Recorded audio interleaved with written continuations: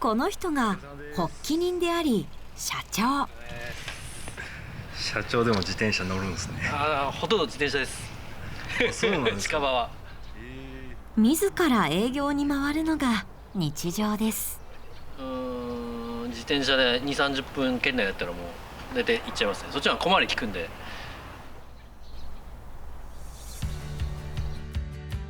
西日本で初めてとあるスポーツのプロチームを作りました。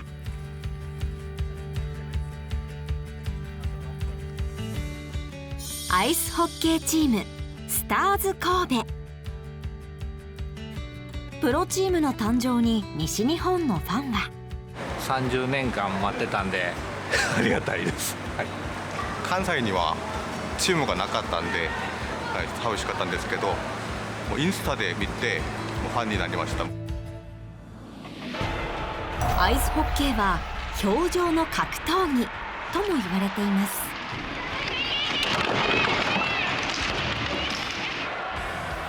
激しいぶつかり合いの中で直径8センチほどのパックを運びゴールを目指します。競技の魅力ですか？競技的迫力、スピード、音、あとちょっと野蛮なところ。他人の喧嘩って見たいじゃないですか。乱闘になることもしばしば。寒いはずのリンクは一気に熱気を帯びます。移動速度は時速60キロ、シュートは160キロとも言われ迫力満点。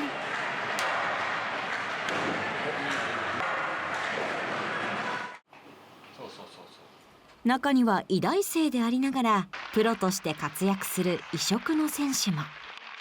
ホッケーが好きすぎるんで、彼らに課せられた使命、それは西日本にアイスホッケーを根付かせること。ホームゲームのお客さんを増やす、会場を満員にする。しかしファン作りも勝つことも想像以上に難しい戦い。3月の最終戦、勝利、そして満員の会場を作ることはできるのか。スターズ神戸の歴史的なファーストシーズンを追いました。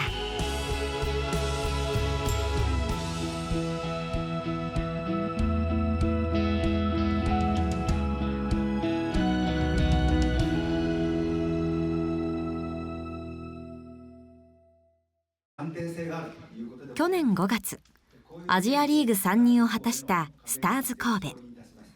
韓国と東日本の5チームからなるリーグに西日本から初めて加盟しました。プロチームとしての会社設立からたった1年での挑戦です。スターズ神戸の代表黒沢社長はいつも大忙し。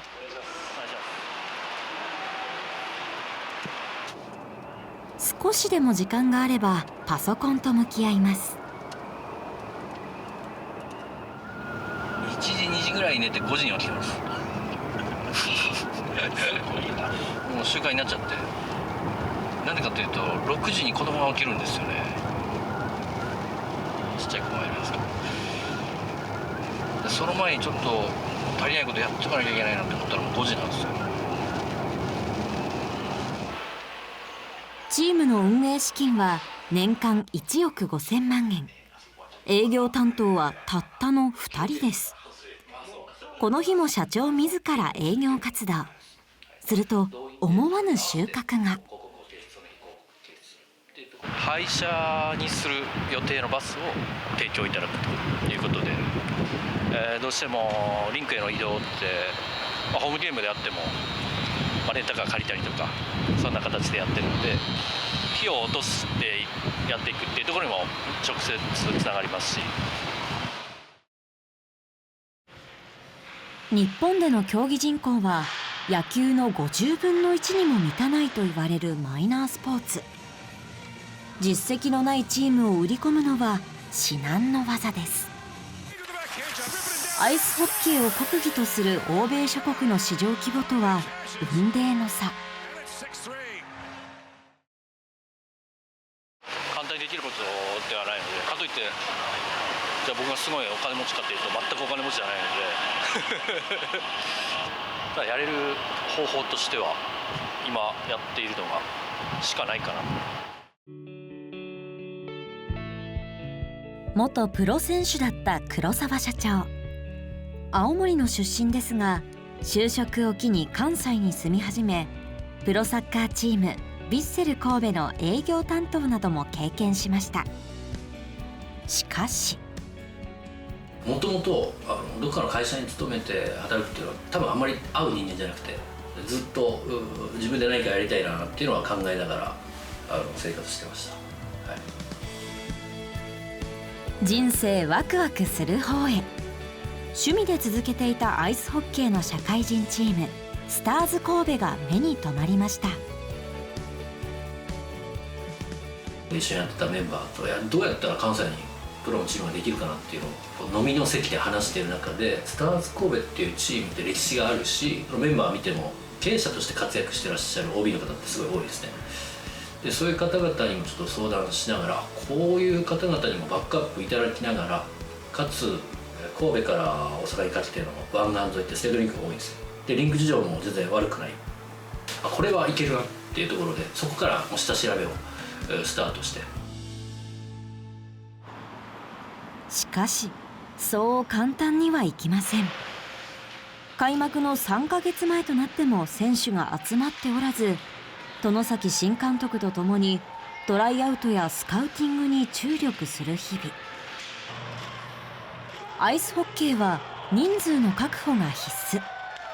6人がリンクに立ちますが、体力の消耗が激しいため1分程度で選手が入れ替わります。ただ監督は頭数を揃えたいわけではありません。一番情熱のある選手っていうのが、一番私の中で、求めてるもの、死に物狂いで一生懸命やってる姿を見ると人って感動すると思うんですよね。そういったチームを、作っていきたいなとまずは思ってます。18歳以下の日本代表監督も務めた東証、チームを引っ張ってくれる存在を求めて目を光らせます。このチームの使命を果たすために、関西のエリアに、アイスホッケーの文化を根付かせるっていうところが一番上の目標で、パイオニアというか先駆者として第一歩を踏み出すっていうワクワクだとか使命感だとか、そういうのを持っていきたいなと思ってます。選手22名を揃え迎えたホーム開幕戦。西日本初、歴史的な1ページ。青のユニフォームスターズ神戸は果敢に攻めます。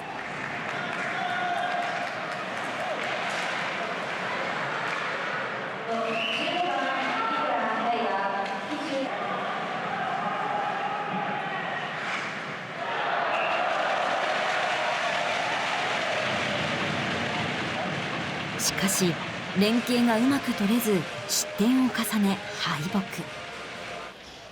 多くのお客さんが詰めかけたものの満員とはなりませんでし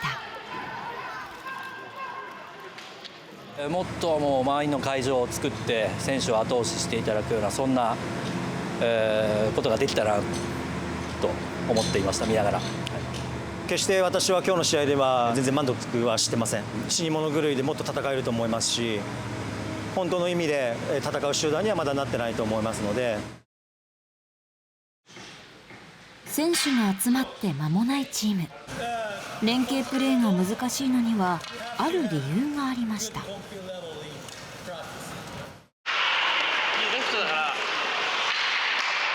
I keep pass June。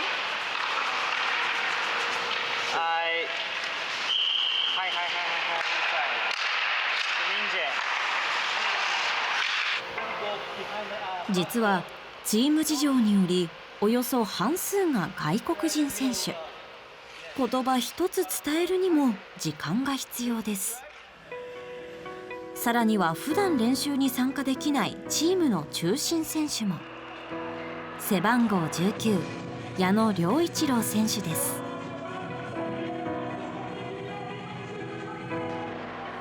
183センチと大柄ながらスピードも兼ね備えたフォワード。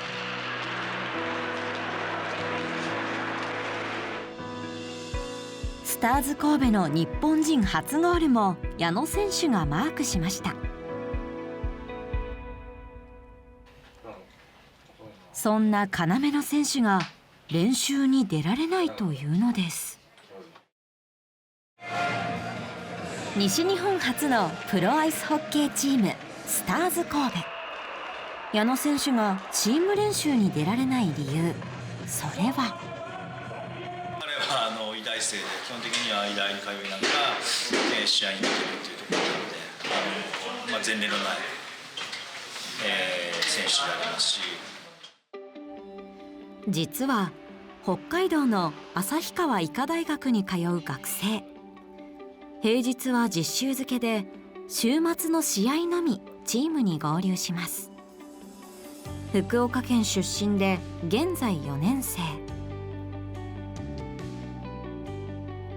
外科医である父の仕事ぶりを見て医者の道を志しました。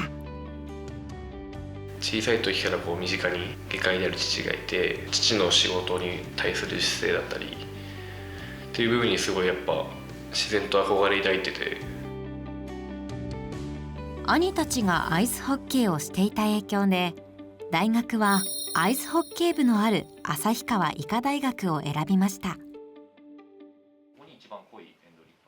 平日は朝8時から夕方まで実習。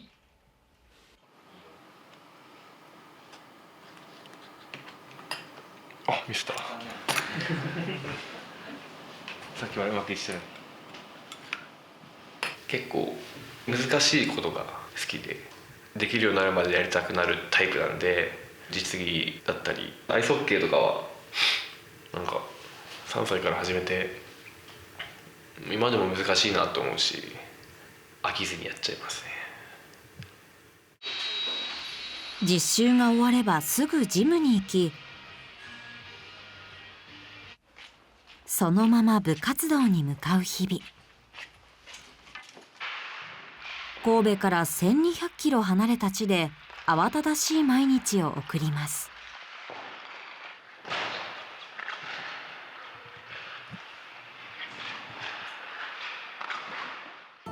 唯一の息抜きは部活動の仲間たちと会話をする時間。みんなほとんど大学からホッケーあってね。ホッケーの魅力は子供たちには分かるかもしれないですね。確かに。だから俺ホッケーの魅力って聞かれて、マジで涼しいしマジで汚れない。土とか使う。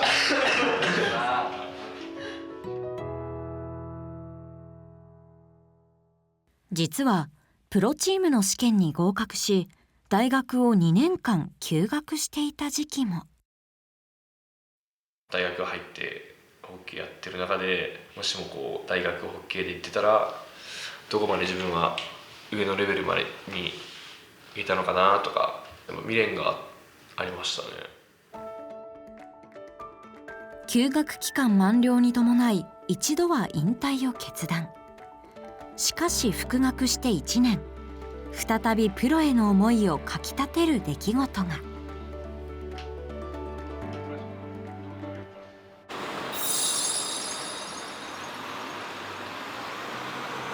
ずっと兄とかともいつか西日本にチームができたらいいよねみたいな話はしてたんで、チームが出来上がったってなった時に、なんとかこのチームに関わりたいなっていう気持ちが強くて。先にスターズ神戸に入団が決まっていた兄凛太郎さんがチームに話を通してくれ、練習会に参加。勉強との両立の条件も理解した上でチームは迎え入れてくれました。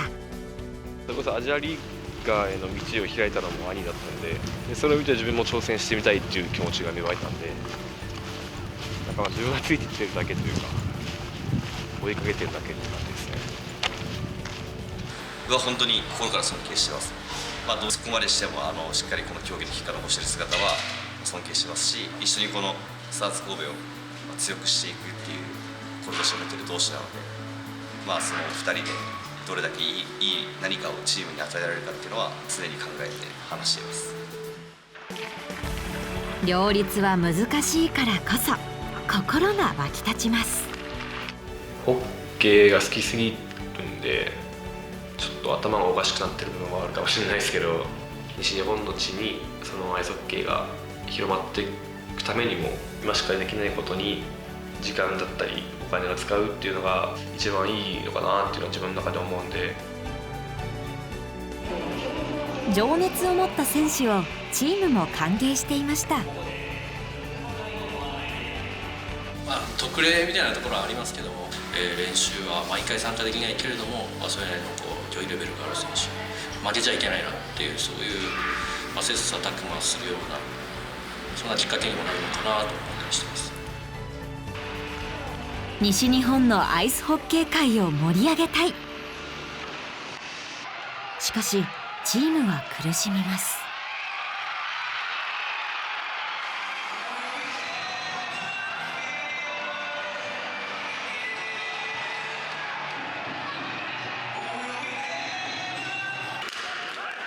接戦の試合も大事な場面でミスが出て、なかなか勝利を重ねることができず、圧倒的に最下位。観客動員数も伸び悩んでいました。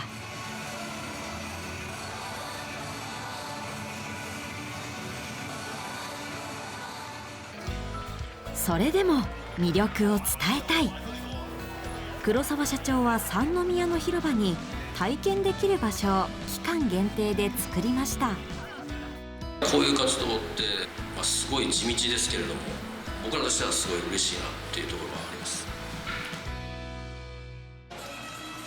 1年目の集大成となる試合が近づいていました。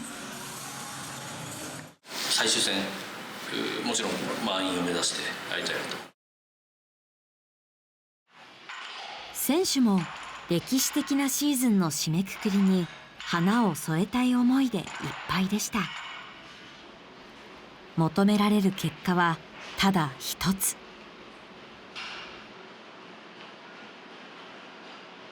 この1年間応援してくれたファンの皆さんのためにも何としてでも勝利という形で、今シーズン終われるように全てを出し切って全力で戦います。そして勝負の時、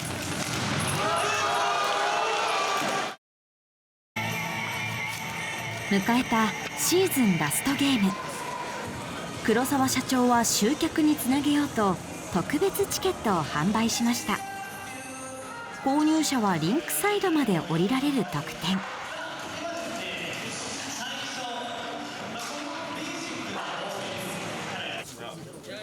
さらには試合前の円陣にも参加できるようにしました。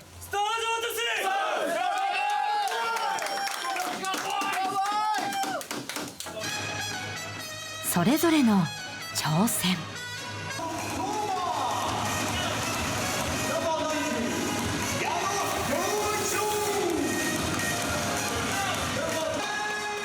赤の記念ユニフォームを身にまとうスターズ神戸。20分3ピリオドを戦います。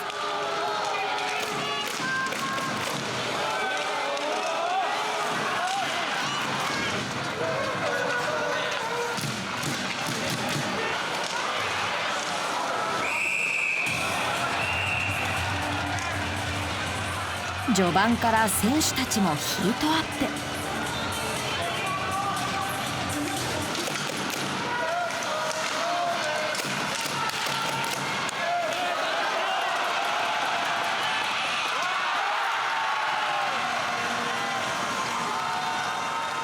すると抜け出した選手が見事ゴール。第1ピリオド、スターズ神戸が2点を取ります。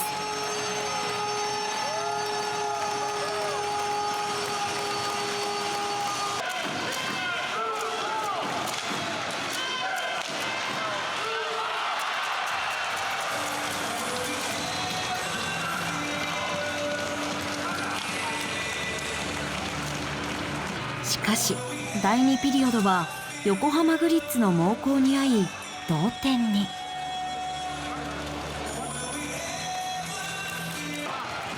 良一郎選手も果敢に攻撃参加。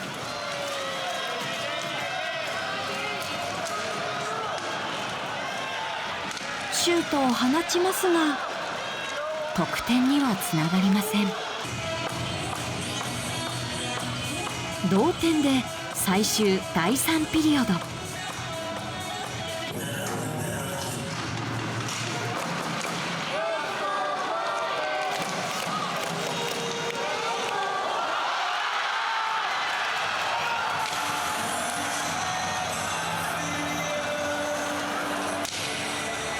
思わぬミスで失点。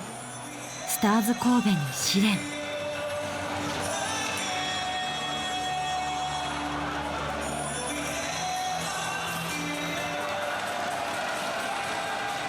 それでも時間をかけて絆を深めた仲間。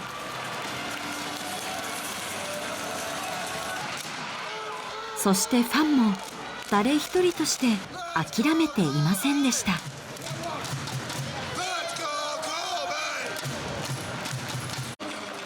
残り2分を切ったところでスターズ神戸は勝負に出ます。ゴールキーパーを下げ6人全員攻撃。良一郎選手も力を振り絞ります。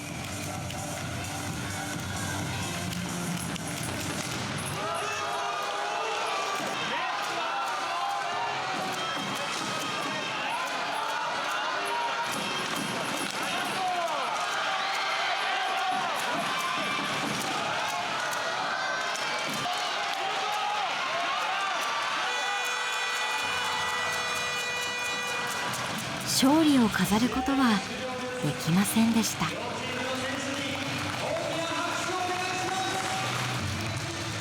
観客は1009人。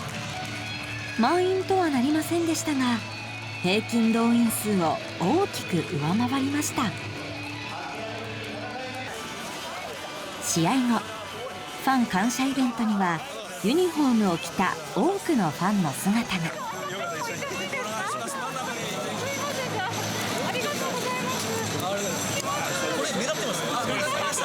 走り回ってました。怒られるから。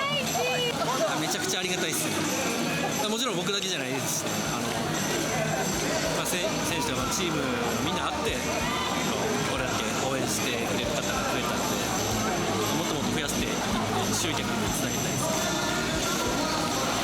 人生1回しかない中でどんなことでもやってみないと分からないところもあるし、挑戦することでそれはすごい人生のモチベーションになってるんで、どんなカテゴリーであってもどんな、ホッケーに限らず、挑戦することを、人生のモットーにこれからも、いろんなことに挑戦していきたいなと思ってます。道なき道を進む挑戦者たち。いきます。はい、チーズ。情熱は無限大です。